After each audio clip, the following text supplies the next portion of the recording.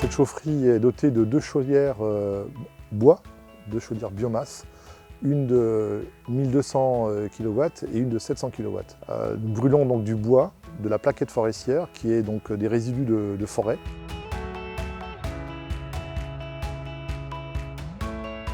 L'intérêt pour la collectivité, c'est de s'inscrire dans une démarche de développement durable. Déjà, là, on est sur un système vertueux, c'est l'énergie renouvelable par définition. Donc l'intérêt pour la collectivité, c'est aussi l'économique, puisqu'elle n'a plus besoin de contrat gaz, il n'y a plus de contrat d'entretien des chaufferies, il n'y a plus de renouvellement de chaudières. Il faut convaincre non seulement les élus, mais une fois que cette partie-là est réglée, il faut faire accepter le projet à la population. Il faut déjà que la chaufferie puisse s'intégrer dans un site qui n'apporte aucune nuisance. Donc là, nous sommes dans une zone artisanale.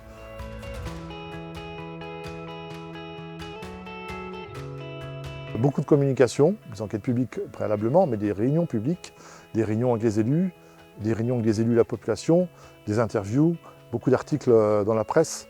Tout ça pour expliquer que ces chaufferies-là n'apportent aucune nuisance. Celle qu'on pourrait imaginer, c'est la fumée. Les fumées sont filtrées par d'importants électrofiltres.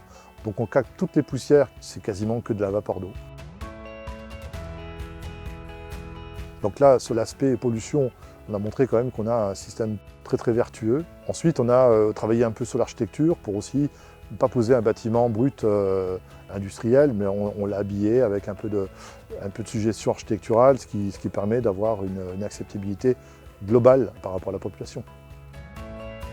D'abord, nous avons regardé le dossier avec attention. C'est vrai qu'il y avait d'abord eu une réflexion pour savoir si financièrement, si l'enjeu en valait la chandelle, effectivement avec l'objectif du développement durable, si tout pouvait effectivement être dans les clous, quoi, je veux dire au niveau financier. Je crois qu'il faut d'abord être précurseur pour montrer à nos concitoyens qu'effectivement il faut aller vers les économies d'énergie et des nouveaux modes de chauffage, de penser que ça peut partir du local. C'est le local qui déterminera, mais ce qui est le plus important, je pense, c'est d'enclencher une nouvelle dynamique au niveau de l'énergie, mais comparé aux anciens prix, c'est sûr qu'on fait un différentiel qui est plutôt intéressant. On peut estimer à environ 400 000, 450 000 de gains économiques sur le gaz. Il y a d'autres projets, y compris du photovoltaïque, qu'on est en train de mettre sur tous les bâtiments. Et ça permet aussi de donner une crédibilité, ce projet de chaufferie biomasse, aux projets qui vont venir. La première étape, c'était effectivement la chaufferie biomasse.